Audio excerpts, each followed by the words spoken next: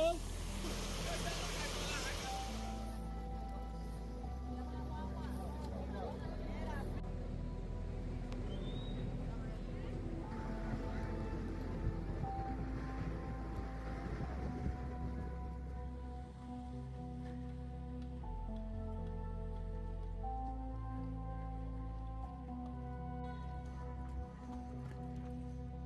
what we know thus far, there's been tremendous, unprecedented devastation of infrastructure, of property, roads, network connectivity, energy has been lost across its path. But what is very unique is that the impact of Melissa, though very dire in this area, has actually spread across the country.